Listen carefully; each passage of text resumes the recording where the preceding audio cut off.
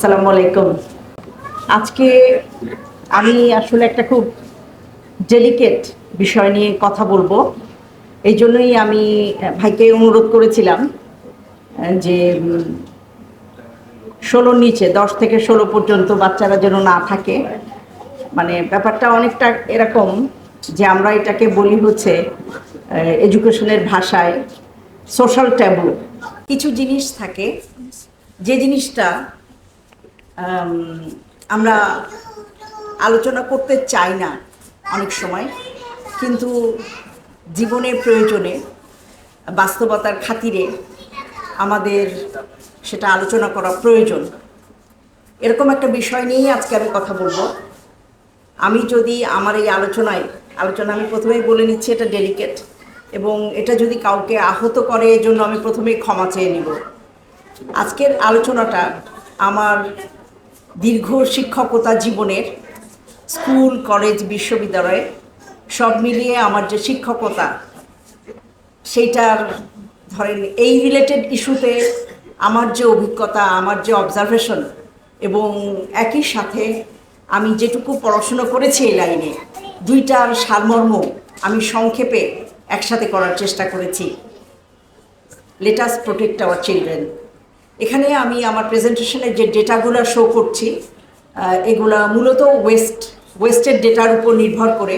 সুতরাং সব ডেটা যে আমাদের দেশের সাথে পরিসংখ্যান নাও মিলতে পারে, তবে কাছাকাছি হবে।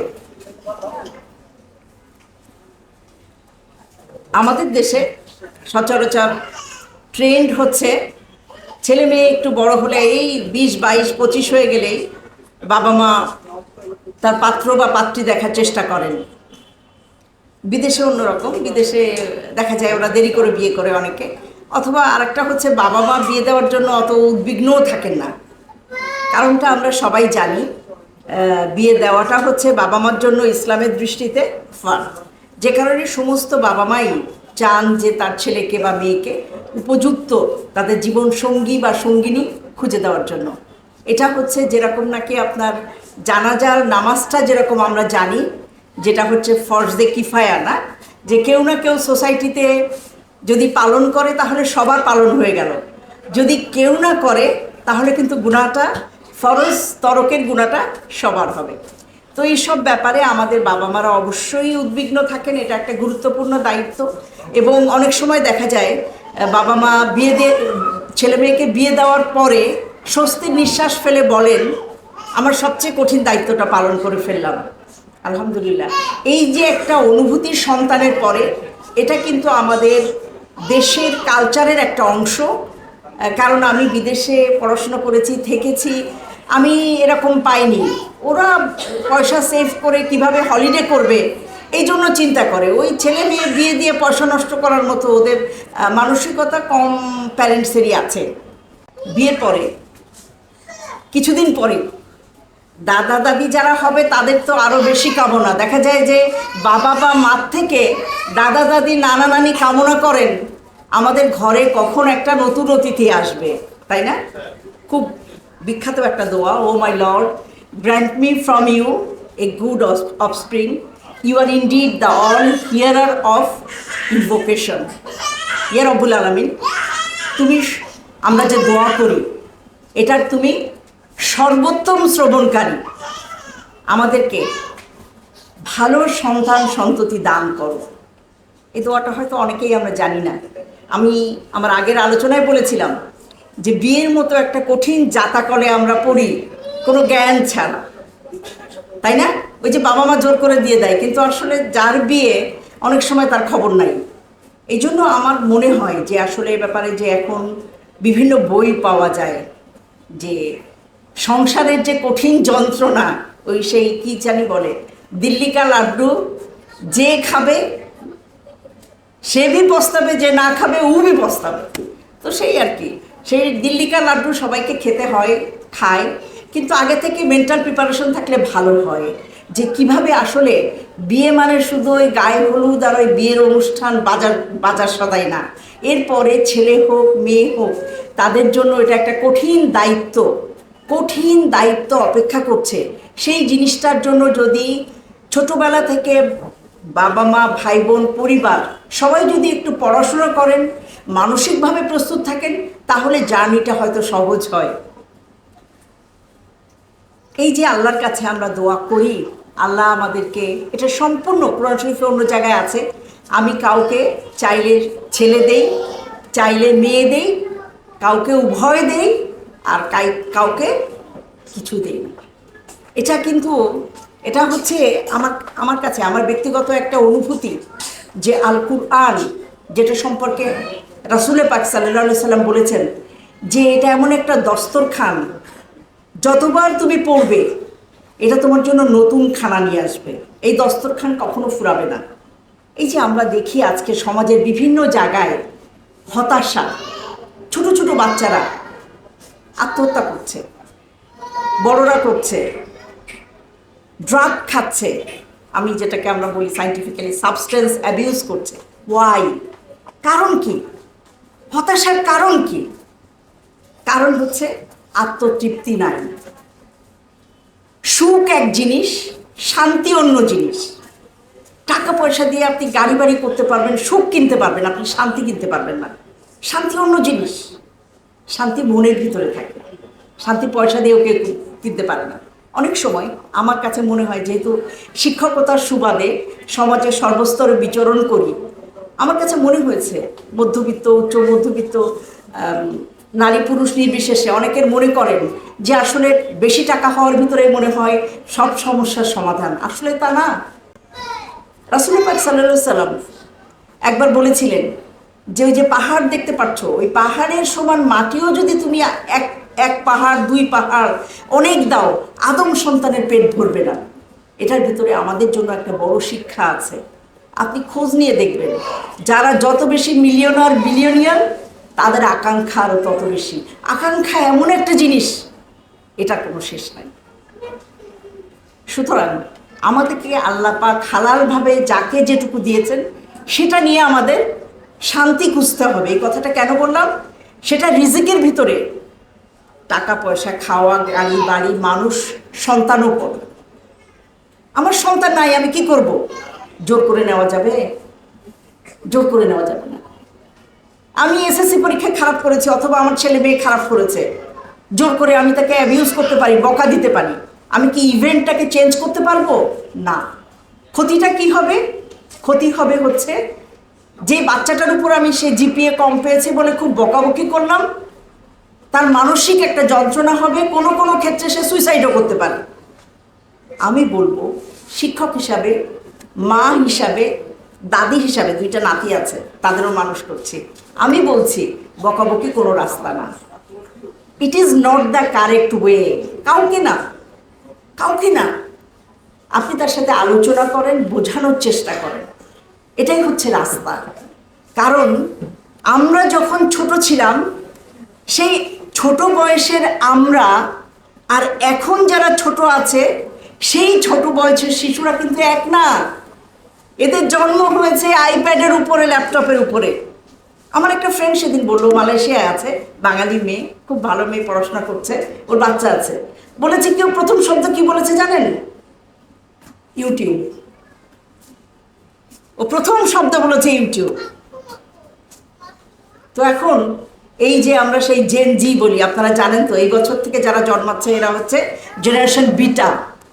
তো এরা এরা আল্লাহ আলহামদুলিল্লাহ, তারা আমাদের থেকে অনেক এক্সপার্ট, কিন্তু আমাদেরকে কিন্তু জেনারেশন গ্যাপ হতে দেওয়া যাবে না। সেই জেনারেশন গ্যাপটা কি? ওরা টেকনোলজি জানতে পারে, সব হতে পারে, কিন্তু হিউম্যান যে কালচার, মানবিকতা, মানসিকতা, আমার ইসলামের যে অনুভূতি, এই শিক্ষা আমি যদি আমার পরবর্তী জেনারেশনে আমি সফলভাবে না নিয়ে যেতে পারি, তাহলে তো আমি আল্লাহর কাছে দাঁড়াতে পারবো না। বিদায় হজের ওই কথাটার কথা মনে করেন, শেষের দিকে রাসূল সাল্লাল্লাহু আলাইহি ওয়াসাল্লাম বললেন যে আজকে যে কথা আমি তোমাদেরকে বললাম, এই কথা যারা এই মাঠে নাই, আরাফাতের মাঠে নাই, তাদেরকে পৌঁছে দিও। কারণ উনি নিজেই ব্যাখ্যা করলেন, বললেন হয়তো তারা এখানে যারা আছে তাদের থেকে ভালো বুঝতে পারবে। আপনি বিদায় হজের ভাষণটা আবার পড়ে দেখবেন, এই কথাটা উনি ক্লিয়ার করে বলেছেন তার মানে যত জেনারেশন আগাবে, জ্ঞান বিজ্ঞান আগাবে, তত আরও নতুন নতুন চিন্তা ভাবনা। আমি খুব ছোট একটা উদাহরণ দিই। এক সময় যতদূর মনে পড়ে, আমাদের এই যে আপনার টঙ্গীতে যে বিশ্ব ইজতেমা হয়, অনেক দিন আগে আমি শুনতাম যে মাইক ব্যবহার করা যাবে কিনা, এটা বিদাত হবে কিনা, এটা নিয়ে অনেক তর্ক বিতর্ক হয়েছিল। এখন তো আমরা মাইক ব্যবহার করছি। এখন যদি আপনি বলেন যে উঠে করে আমি ইয়েতে যাব, হজ করতে যাব, এটা সুন্নাত, এটা কি ঠিক হবে বলা?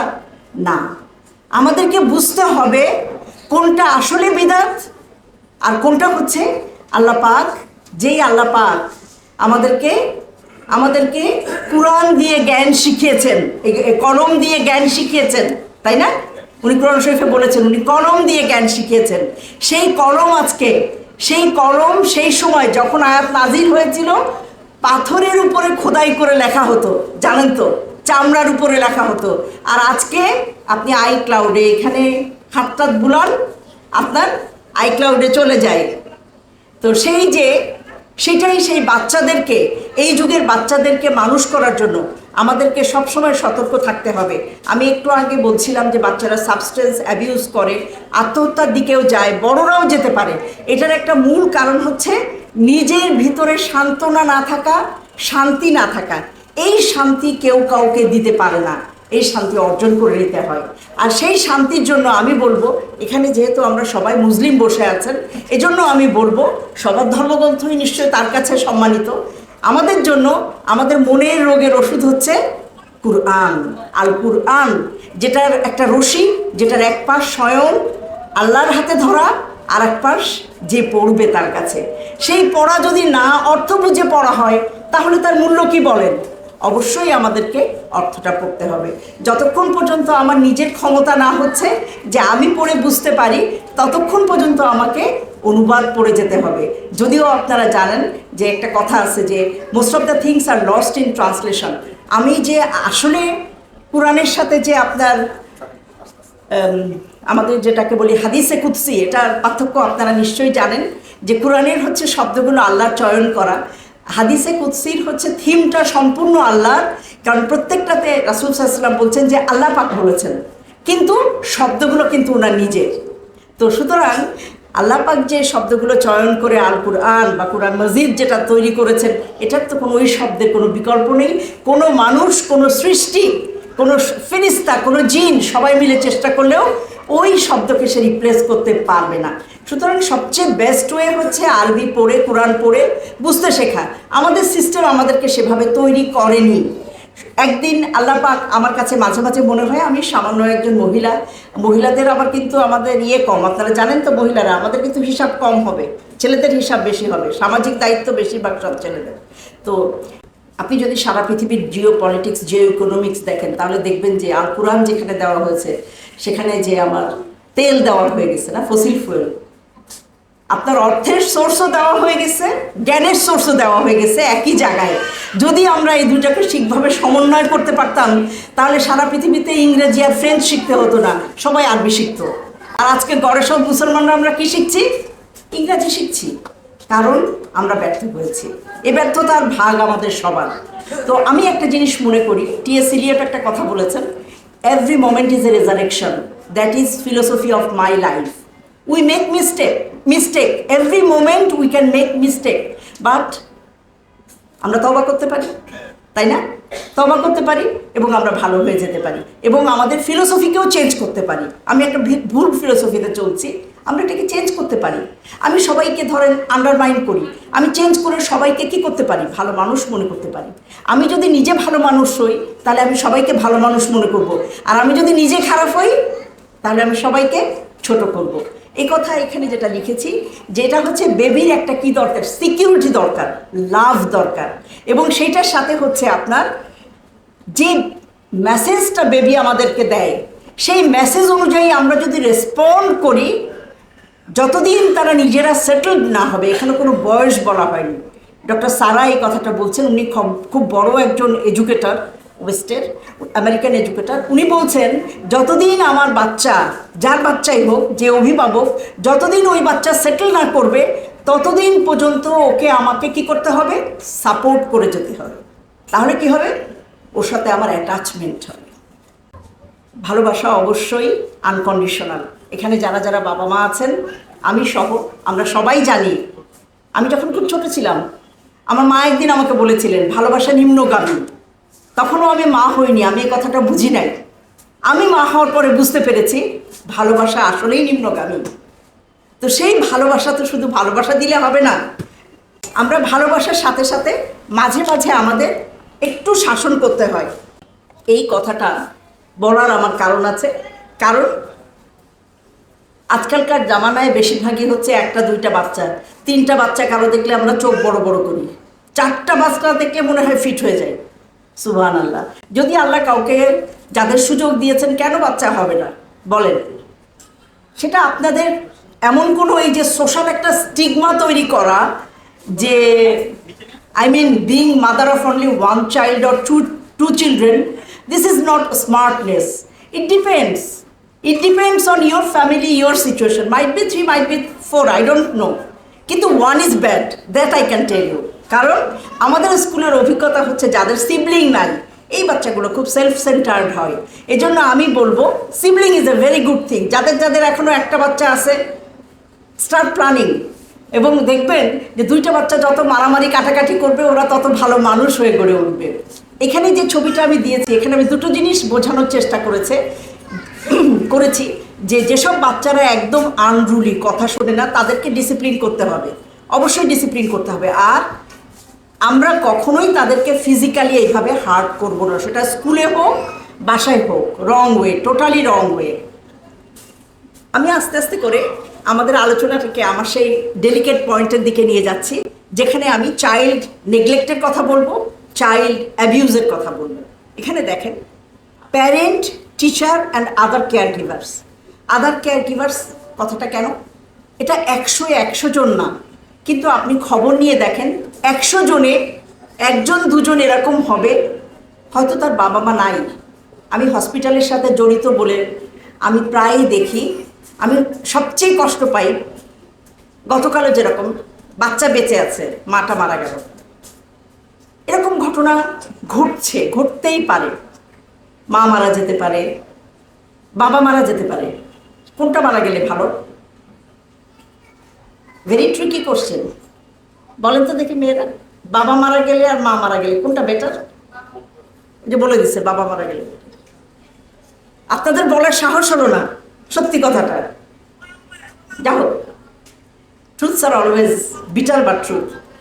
তো WHO বলছে যে যদি কোনো বাচ্চার জন্মের পরে 3 বছর বা 5 বছরের ভিতরে বা 3 বছরের ভিতরে মেবি তার মা মারা যায়, তাহলে তার 5th বার্থডে দেখার চান্স খুব কম। তো এই জন্য যদি মারাই যেতে হয়, বাবা মারা যাবে না। কিন্তু ডেলিভারির সময় আপনারা তো জানেন, ডেলিভারি প্রসেসে যদি কোনো মা মারা যান সেটা কিন্তু শাহাদাত। আমরা জানি কি না শাহাদাত? তো বাস্তবতা হচ্ছে মেডিকেল সায়েন্সের অনেক ডেভেলপমেন্ট হয়েছে, এরপরেও হচ্ছে মা মারা যায়। তো সেই সমস্ত বাচ্চাদের জন্য বা বাবা মারা গেলেও তাদের কেয়ার গিভার লাগে। সুতরাং প্যারেন্টস ইম্পর্টেন্ট, টিচার্স ইম্পর্টেন্ট। এখানে একটা কথা আমি মিস করেছি, ফ্যামিলির যে অন্যান্য মেম্বাররা, দাদা, নানা, ফুপু, চাচা, মামা, সবাই important. Other caregiver. Child abuse, child neglect দুটো আলাদা জিনিস। আমি পরে সেটা এক্সপ্লেইন করব। এবং আমরা যদি ফ্যামিলিতে সেফ, স্টেবল, নার্চারিং রিলেশনশিপ দেখাতে পারি, সেটা সবার ভিতরে, অ্যামং দ্য ফ্যামিলি মেম্বার্স, দাদা, নানা, ফুপু, বাবা মা, সবার ভিতরে এটা যতখানি সেফ হবে, স্টেবল হবে, নার্চারিং হবে, বাচ্চা তত হবে কি, তত বাচ্চা মেন্টালি স্ট্রং হবে। আজকে আমার আলোচনার বিষয়টা হচ্ছে সন্তানের দৈহিক ও মানসিক নিরাপত্তা। আমি আলোচনা করে আস্তে আস্তে সেই জিনিসটাকেই আমি আমার কনসেপ্ট অনুযায়ী আপনাদের এই জিনিসটা বোঝানোর চেষ্টা করবো। Neglect is lack of love, care and attention. অনেক সময় মনে হতে পারে একটা ছোট বাচ্চা ও কি বুঝবে এত লাভটা, কেয়ার, অ্যাটেনশন? ও তো শুধু একদম যারা জন্মানোর পরে একটু দুধ খাওয়াই দিলেই হয়।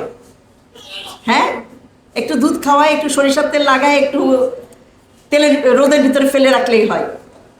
ওর কি ফুডের বাইরে ওর কি আসলে অ্যাটেনশন দরকার হয়, লাভ দরকার হয়? হয় না? অবশ্যই হয়, অবশ্যই হয়। আমি যদি বলি মানুষ কেন, পশুরও লাভ প্রয়োজন আছে।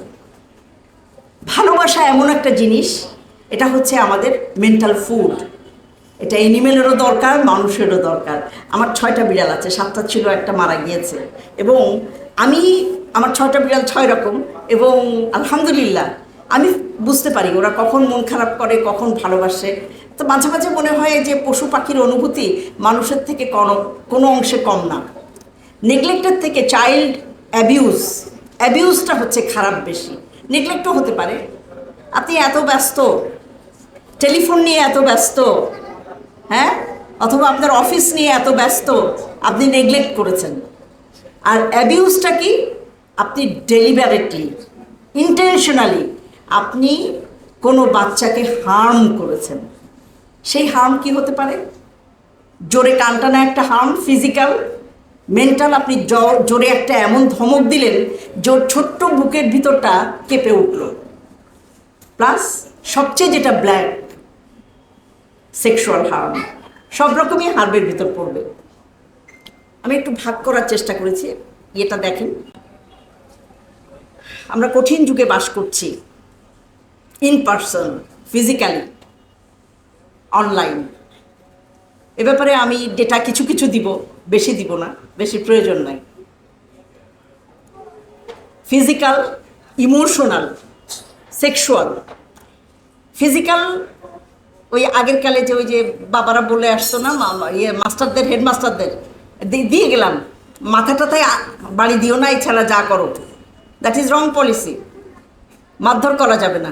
আপনি বাবা হয়েছেন বলে আপনি মারতে অ্যালাউড না, ওইভাবে মারতে অ্যালাউড না। হ্যাঁ, ডিসিপ্লিনের জন্য আপনি জানেন ইসলামিক্যালি আপনি কিন্তু মারতে পারেন। কোথায় বলা হয়েছে বলেন তো? ব্যাকে। এবং এমনভাবে মারতে হবে দাগ পড়বে না। ইসলাম কিন্তু শাসনের জন্য সুযোগ রেখেছে। কারণ আপনি যদি একটু শাসন না করেন তাহলে কি হবে? আদরের চোটে বাদর হয়ে যাবে। অবশ্যই একটু শাসন করবেন, ডিসিপ্লিন করবেন। সেই ডিসিপ্লিনটা না মেরেও করা যায়। সেটাই হচ্ছে স্কুল হেল্প করে, ভালো স্কুলগুলো হেল্প করে। সেটা কি? ও যেটা চাইবা মাত্র দিবেন না। ওই যে 10 টাকা 5 টাকা সব টাকায় লেখা আছে না, চাহিবা মাত্র দিতে বাধ্য থাকিবেন না। ওরা আপনি চাহিবা মাত্র দিতে বাধ্য না। যেদিন থেকে ও বুঝবে যে আপনি ওর বাধ্য, সেদিন থেকে আপনার দিন শেষ, ডিসিপ্লিন শেষ। কখনো না, ওকে চাইতে হবে। কয়েকবার চাক, হিউমিলিয়েশন তৈরি হবে, হাম্বলনেস তৈরি হবে। তারপরে আস্তে আস্তে যত বড় হবে তত ওকে বুঝতে দেন যে চাওয়ার জন্য ওকে কিছু অর্জন করতে হবে। চাইলে মাত্র সব দিয়ে দিবেন। আরেকটা জিনিস আমি গত প্রোগ্রামেও বলেছিলাম যে ফুড একটা বড় রিজন এখানে। যেসব বাচ্চা হচ্ছে অনেক বেশি জাঙ্ক ফুড খায়, সফট ড্রিঙ্কস খায়, চিপস খায়, এদের পার্সোনালিটি চেঞ্জ হয়ে যায়। আর সবচেয়ে বেশি চেঞ্জ হয় স্ক্রিন টাইমে সবচেয়ে বেশি চেঞ্জ হয়। এগুলো যদি আপনি কন্ট্রোল না করতে পারেন তাহলে সেটা আপনার ব্যর্থতা। কারণ আমি একটু আগেই আপনাকে আয়াতটা দেখিয়েছি যে আপনার পজিশনে যা আছে আর আপনার যে সন্তান, সবই কি আল্লাহর পক্ষ থেকে পরীক্ষা। আমি যদি আল্লাহ আমাকে যেটা দিয়েছেন গিফট, আমার রিজিক, আমার পজিশন, আমার সন্তান, আমি যদি দায়িত্ব পালন করতে ব্যর্থ হই তাহলে সেই ব্যর্থতা কার? সন্তানের না, আমার। Over a period of time. শুনতে খুব খারাপ লাগছে, দেখতে খুব খারাপ লাগছে। One of action.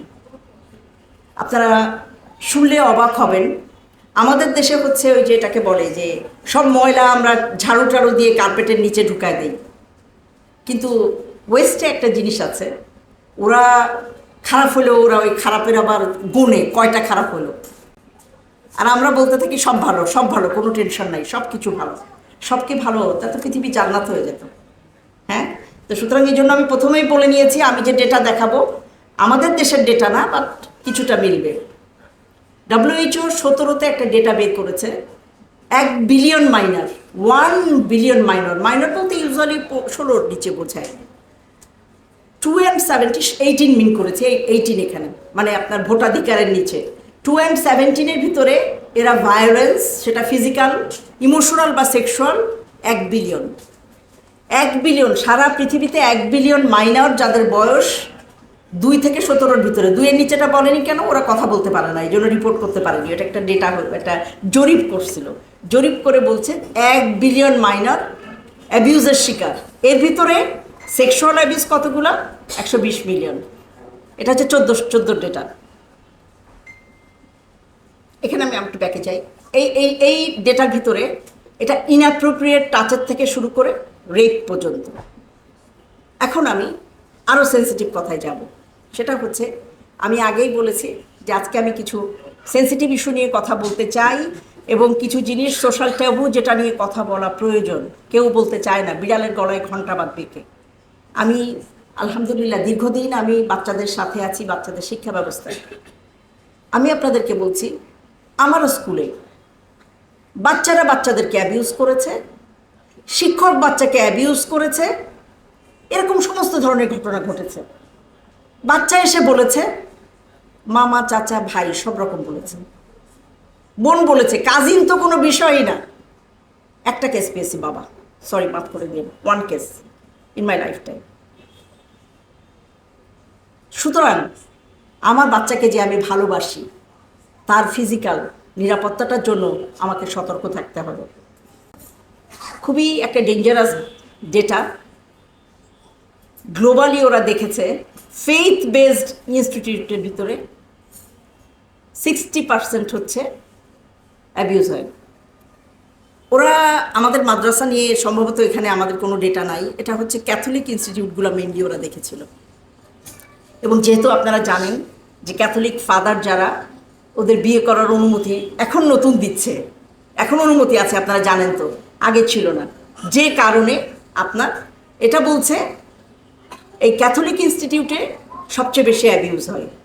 এবং সেখানে আপনারা জানেন ফাদার, মাদার, সিস্টার, ব্রাদার সব রকম আছে। 95% সেক্সুয়াল অফেন্ডার হচ্ছে মেল, 5% হচ্ছে উইমেন। ইন্টারনেটের কথায় আসি। ইন্টারনেট ওয়াচ ফাউন্ডেশন, IWF, ওরা কি করেছে? ওরা ওই যে AI দিয়ে একটা মডেল তৈরি করেছে, দেখলে মনে হবে রিয়েল চাইল্ড, ভিডিও তৈরি করেছে, কিন্তু ওটা রিয়েল চাইল্ড না। ওইটা একটা প্রোগ্রাম, সফটওয়্যার, ওইটা দিয়ে ওরা ডিটেক্ট করে যে কত খারাপ খারাপ মানুষ আছে যারা হচ্ছে ফিউডোফাইল,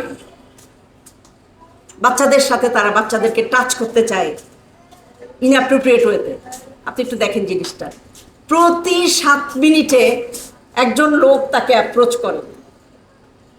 একটা বাচ্চাকে ওরা দাঁড় করিয়েছে ওখানে, সে ভিডিও, সেইখানে প্রতি 7 মিনিটে গড়ে, এটা আমার হিসাব না, এটা ইন্টারন্যাশনালি পাবলিশড একটা ডেটা, প্রতি 7 মিনিটে হয় কানাডা থেকে, নাইলে ইন্ডিয়া থেকে, আমেরিকা থেকে, নেদারল্যান্ড থেকে একজন তাকে অফার দেয় যে ভাই ওপেন ইউর ক্লোথ।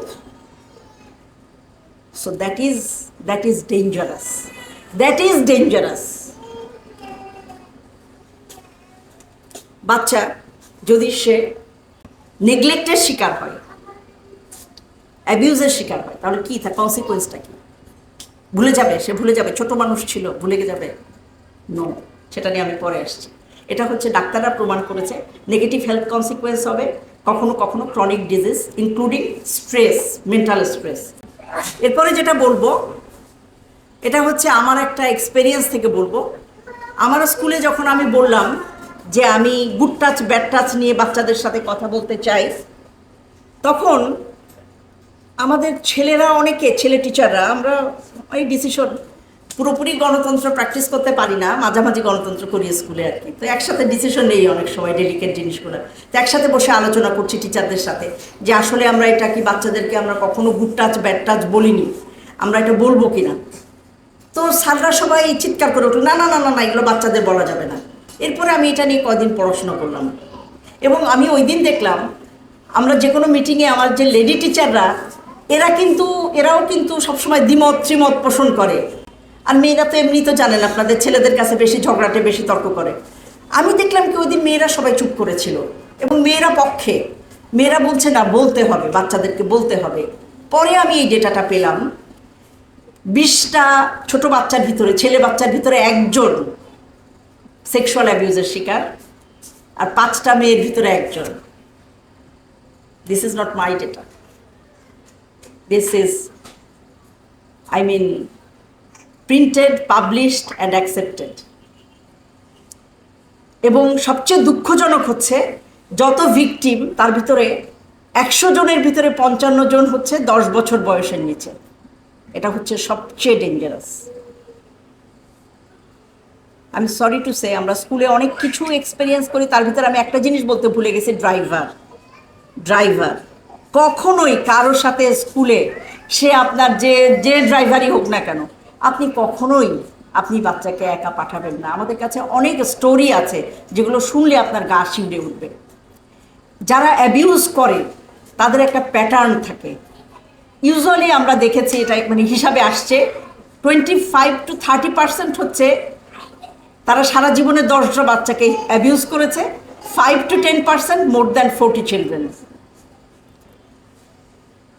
আমরা এদেরকে বলি, যারা এরকম পিউবার্টি রিচ করার আগে যেসব বাচ্চাকে টাচ করলে তাকে আমরা বলি ফিউডোফাইল।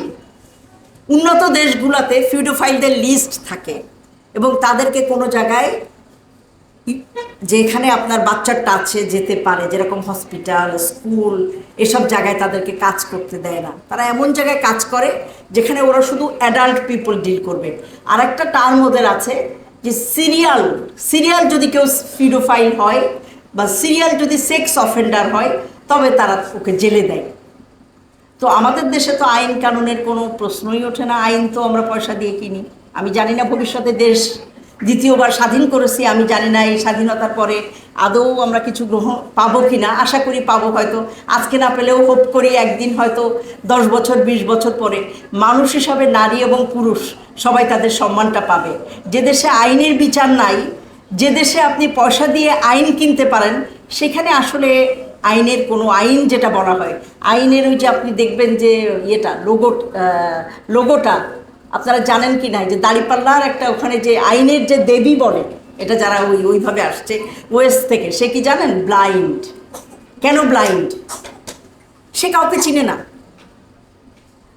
চিনে না, তার কাছে হচ্ছে ফ্যাক্ট, তার কাছে কোনো মানুষ ব্যাপার না। একই কথা রাসূল সাল্লাল্লাহু আলাইহি ওয়াসাল্লামও বলে গেছেন যে একবার চুরি করার পরে হাত কাটার সিদ্ধান্ত হলো, কুরাইশ বংশের এক মহিলা করলো না, তখন রাসূল সাল্লাল্লাহু আলাইহি ওয়াসাল্লামের কাছে এসে বলছে যে ওনাকে মাফ করে দেন। তখন রাসূল সাল্লাল্লাহু আলাইহি ওয়াসাল্লাম লাল হয়ে গেছেন, বলছেন যদি ফাতিমাও এই কাজ করে, ফাতিমাকেও শাস্তি পেতে হবে। তাই কেন কিছু মানুষ কেন এরকম খারাপ হয়? সবাই তো খারাপ না। একটা বড় রিজন হচ্ছে ওই মানুষগুলো ছোটবেলায় অ্যাবিউজড হয়েছে। ওই মানুষগুলো ছোটবেলায় কোনো না কোনোভাবে তারা সেক্সুয়ালি অ্যাবিউজড হয়েছে, যে কারণে এটা একটা ভিশিয়াস সাইকেল, ওরা এই অন্যায়ের ভিতর দিয়ে যাচ্ছে। শুধু সেক্সুয়াল ভায়োলেন্স না, মেন্টাল ভায়োলেন্স। যে খারাপ ব্যবহার করছে তার মানে কি জানেন? ও ছোটবেলায় ও খুব খারাপ ব্যবহার পেয়েছে।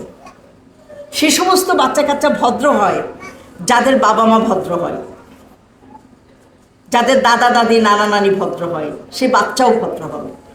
সুতরাং আমরা যদি চাই যে আমাদের ভবিষ্যৎ জেনারেশন ভালো হোক, তাহলে আমাদেরকে ভালো হতে হবে। একটা শব্দ আসে গ্রুমিং, এটা হচ্ছে, আমি আরেকটু পরে ডেটা দেখাবো। এই যে অ্যাবিউজটা হয়, সেক্সুয়াল অ্যাবিউজটা বেশিরভাগ হয় পরিচিত মানুষ দিয়ে, অপরিচিত মানুষ দিয়ে না। ইভেন বেশিরভাগ হচ্ছে ফ্যামিলি মেম্বার। সুতরাং এই যে গ্রুমিং কথাটা আসছে, এটা আমাদের স্কুলেও দেখেছে। আমাদের এক সিকিউরিটি গার্ড ছিল, সেই ছোট বাচ্চা পাইলে তারে খালি চিপস আর চকলেট খাওয়ায়, পরে পাওয়া গেল সেটা খুবই খারাপ ঘটনা। এই জন্য আপনার বাচ্চাকে আপনি কাউকে ওই সমস্ত খাওয়াতে দিবেন না। যদি খাওয়াতে হয় আপনি নিজে খাওয়াবেন, কিন্তু কোনো মানুষ তাকে গিফট দিয়ে, খাওয়া দিয়ে তাকে যেন সফট না করতে পারে। মিথ, বাচ্চারা যারা ছোটবেলায় অ্যাবিউজড হয় ওরা কি বড় হলে ভুলে যায়? ফ্যাক্ট, ভুলে না। এবং সারা জীবন এটার একটা দাগ থেকে যায়। মিথ, যারা অ্যাবিউজ করে তারা কি অ্যাবনর্মাল, দেখতে অ্যাবনর্মাল না, আর সব মানুষের মতো normal. They look and act like ordinary people. They can be any family, any neighborhood, or any type of job. Abusers often try hard to seem trustworthy and responsible. খুব একেবারে যে না আমি আপনাকে আপনার বাচ্চাকে বেড়াতে নিয়ে যাব, আপনি দিয়ে দিলেন, আমার সময় নাই, বাচ্চা গেল, ওর বাচ্চার সাথে বেড়াতে গেল। No way. বরঞ্চ বড় হয়ে গেলে আপনি দিতে পারবেন। 15-16 অনেকটা বুদ্ধিমান, কিন্তু সবচেয়ে রিস্ক হচ্ছে 12-13 পর্যন্ত। 90% of abusers are not a stranger. 30-40% abusers are members of the victims' families. বাচ্চারা কেন এটা রিপোর্ট করে না? কারণ বাচ্চারা এটা লজ্জা পায়, কারণ আমরা ওদের সাথে এটা আলোচনা করি নাই। আমরা দুইটা জিনিস আলোচনা করি না, একটা হচ্ছে গুড টাচ ব্যাড টাচ, কোন টাচটাকে তুমি হেলদি হিসাবে নিবা, কোন টাচটাকে তুমি জানবা যে এটা তোমার জন্য ডেঞ্জার, এটাও আলোচনা করি না। আরেকটা জিনিস আলোচনা করি না, সেটা হচ্ছে পিউবার্টি। পিউবার্টি, বাবা মনে করে ছেলে বড় হয়েছে, যা বলার মা বলবে। নো, আমি বলবো ছেলে যখন পিউবার্টি রিচ করার আগের থেকে এটা বাবার কর্তব্য ছেলের সাথে কথা বলা, আর মার কর্তব্য মেয়ের সাথে কথা বলা। এটা আমাদের রেসপন্সিবিলিটি। আমরা এটাকে মনে করি আমরা কিছুই বলবো না, ও প্রকৃতি থেকে শিখে যাবে, না। এবং তখনই সমস্যাগুলো হয়। ও বন্ধু বান্ধবের কাছ থেকে ইনফরমেশন নেওয়ার চেষ্টা করে। তাকে বুঝাতে হবে এখানে ইসলামের গ্রাউন্ডটা কী, এখানে ইসলাম কি বলছে, কুরআন হাদিস দিয়ে যখন তাকে বুঝাবেন তখন কি হবে, সে এটাকে সুন্দরভাবে নেবে। হাউ টু এক্সপ্লেইন, অবশ্যই আপনি যখন না বলবেন, আপনি তাকে যদি না জানান যে এটা ডেঞ্জার কি, তাহলে সে বিপদে পড়বে, কিন্তু আপনাকে কোনোদিন বলবে না। আরেকটা হচ্ছে আমরা অর্গানাইজেশনে বিভিন্ন কাজ করি, যখনই অর্গানাইজেশনগুলো উচিত হচ্ছে সবসময় যেখানে বাচ্চারা কাজ করবে, যেখানে মেয়েরা কাজ করবে অফিসে, সেখানে দরজার একটা অংশ ট্রান্সপারেন্ট হতে হবে ফর লেডিজ অ্যাজ ওয়েল। যেসব অফিসে মেয়েরা কাজ করবে দরজা অবশ্যই ট্রান্সপারেন্ট হতে হবে। আপনি যত বড় ফেরেশতাই হন না কেন, আল্লাহ পাক আপনার থেকে ভালো জানেন, কারণ আপনাকে উনি তৈরি করেছেন। অবশ্যই দরজার একটা অংশ, সব বা একটা অংশ ট্রান্সপারেন্ট হতে হবে।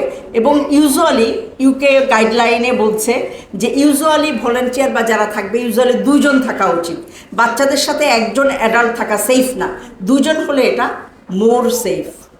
প্রত্যেক প্রতিষ্ঠানেই উচিত কিছু পলিসি থাকা, যেখানে মেয়েরা লেখাপড়া শিখেছে, তারা কাজ করতে পারে, কিন্তু তাদের সেই পরিবেশটা দিতে হবে। যদি তারা কাজ করতে চায় অবশ্যই পরিবেশটা হতে হবে সম্মানজনক, যাতে তারা কাজ করে কিন্তু অসম্মানিত না হয়। এবং বাচ্চাদের ব্যাপারেও একই কথা। শেষ, every childhood is worth fighting for, every childhood. এখন আমার যেটা সবচেয়ে ব্যক্তিগতভাবে কষ্ট লাগে, আমরা এখানে যারা বসেছি আমাদের বাচ্চারা মোর অর লেস প্রোটেক্টেড, কিন্তু যে বাচ্চাগুলো বড় হচ্ছে রাস্তায়, তাদের প্রোটেকশন কোথায়? আমরা আল্লাহর কাছে জবাব দিতে পারবো? বলেন। এই যে মসজিদে এসি না লাগায়, টাইলস না লাগায়, যদি ওই পয়সাগুলো দিয়ে এই যে বাচ্চাগুলো রাস্তায় বড় হয়, এগুলোকে যদি কিছু করতে পারতাম আমরা, হয়তো আল্লাহর কাছে আমরা পুলসিরাত পার হতে পারতাম। কিন্তু আমাদের কোনো চিন্তা ভাবনা নাই, আমরা শুধু নিজেদের চিন্তা করি। আল্লাহ জানে আমাদের পরকাল কেমন যাবে, আল্লাহই বলতে পারবে। তো আমি ব্যক্তিগতভাবে বাচ্চাদের নিয়ে কাজ করি, মাদের নিয়ে কাজ করি। আমি মনে করি যেটা এমন একটা জিনিস, এটা যদি আমরা অ্যাওয়ার না হই, আমরা কাজ না করি, তাহলে সামনে আমাদের স্পেশালি আমি আরেকটা খারাপ কথা বলবো শেষে, সেটা হচ্ছে নেচারের প্রতিশোধ। আগে ছেলেরা অ্যাবিউজ করতো, এখন মেয়েরা অ্যাবিউজ করছে, এবং টিনেজের মেয়েরা সবচেয়ে অ্যাবিউজ করছে। আপনারা জেনে অবাক হবেন, অনেক স্কুলে ইভেন একটা 8-এর মেয়ে ছোটো ক্লাসের 5-এর একটা ছেলের মাথা নষ্ট করছে। এগুলো মানুষ ওই যে বলছে না, কিন্তু আমি বলছি আপনাকে, আমরা বাথরুমের ভিতরে একসাথে পাই, দরজা বন্ধ করা। এখন এই জন্য যে বললাম প্রকৃতির প্রতিশোধ, আগে ছেলেরা খারাপ ছিল, এখন মেয়েরা খারাপ হয়েছে বেশি। আমি লজ্জিত কথাটা বলার জন্য। তো ওই যে আপনার 11 বছরের মেয়ে, বাড়ি ভালো লাগে না, চলে গেছে কেন? এই পরিস্থিতি আমাদেরকে কন্ট্রোল করতে হবে। Why TikTok? ওয়াই? বাবা মা যদি সন্তানের সাথে সময় না দিতে পারে, তার সাথে বসে পড়তে না পারে, খেলতে না পারে, সময় কাটাতে না পারে, তাহলে কেন বাবা মা হয়? আমি সিম্প্যাথি, আমি ট্রোলের পক্ষে না। কখনোই আমাদের উচিত না কারো ব্যর্থতাকে নিয়ে একটু ট্রোল করা। অনেক সময় দেখা যায় বাবা মা অনেক চেষ্টা করার পরেও হয় না, দ্যাট ইজ অ্যানাদার ইস্যু। কিন্তু আপনি আল্লাহর কাছে জবাব দেওয়ার জন্য, আল্লাহ যখন জিজ্ঞেস করবেন তুমি কতটুকু চেষ্টা করেছো, সেটা হলো ইম্পর্টেন্ট কথা। অনেক ধন্যবাদ। আসসালামু আলাইকুম।